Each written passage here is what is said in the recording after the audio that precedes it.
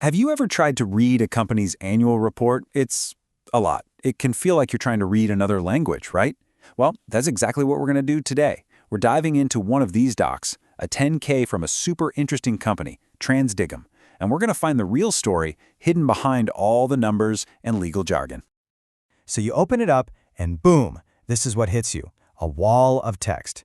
It's just dense legal language that honestly feels like it's designed to make you just close the document.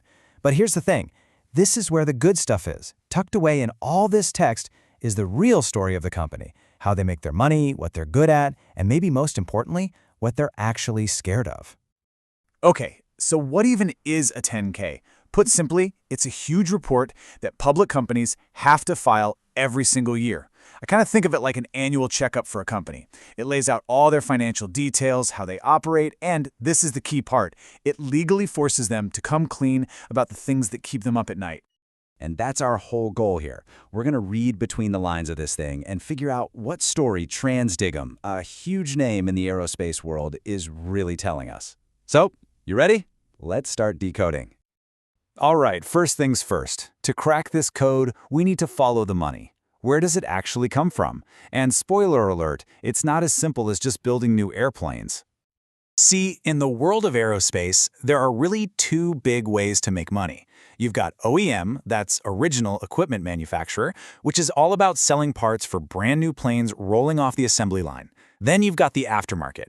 This is all the replacement parts and services for the thousands of planes that are already up in the sky. And trust me, knowing the difference between these two is absolutely key to understanding TransDigm. And here it is. This shows you exactly where TransDigm is putting its chips. A whopping 55% of their sales are from the aftermarket. This isn't just some side hustle for them, it's the heart and soul of their business. Their empire is built on keeping the planes that are already flying, well flying. Now check out this quote from the 10K itself. This is where they spill the beans on their secret sauce. A new plane model might only be in production for, say, 20 or 30 years, but that plane is going to need repairs and replacement parts for decades after that. This means TransDigm has a revenue stream that can last for more than 50 years from just one type of plane. I mean, just think about that. That is an incredibly stable, long-term business model. Okay, so we figured out they have this amazing profitable business. The big question now is, how do they keep other companies from swooping in and taking a piece of the pie? And that leads us to their moat. Well, first, let's look at who they're selling to. It's a pretty wide net. You've got your commercial airlines buying replacement parts, the huge manufacturers like Boeing and Airbus buying original equipment, and then a really big piece of their business is selling to the US government and other friendly nations for all their defense planes. Right. So, with a business model this sweet, you'd think competitors would be lining up around the block, right? So, how do they keep them out? Well, they've built what people in the finance world call a moat. Basically, a defense system around their business castle. And it's really a three-part defense. First, every single little part they make has to get a stamp of approval from super strict agencies like the FAA. That's a huge hurdle. Second, getting that stamp, it costs a ton of money and can take years. And third, this is the clincher. Once a part is certified and designed into a plane, an airline has basically no reason to go through all that time and expense again just to save a few bucks with a different supplier. They're locked in. It creates what you'd call some serious customer loyalty. But hey, remember, this is a 10K. It's not just a sales pitch. Now we get to the really juicy part, the section called risk factors, or as I like to call it, the wall of worry.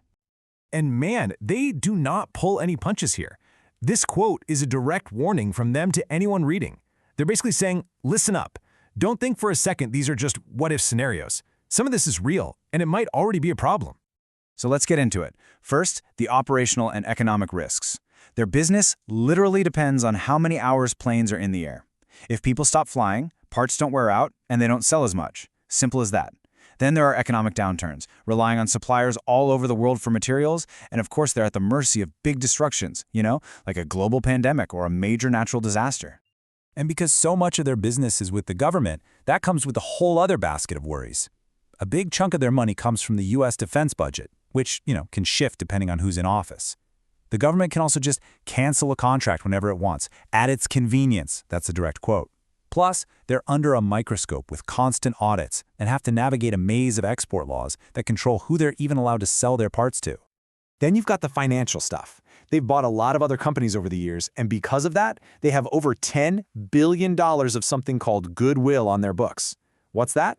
It's basically an intangible asset, the extra price they paid for those companies.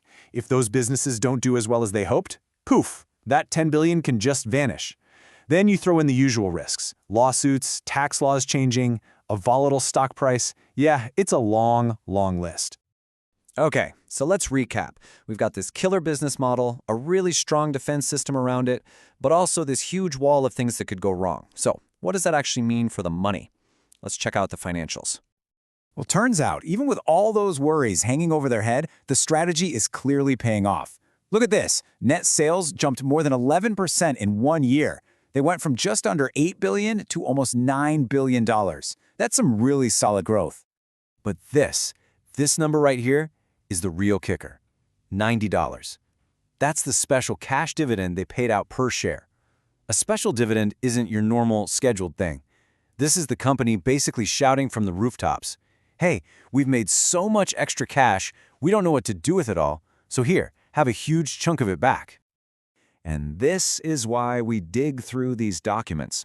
You can see the whole story now.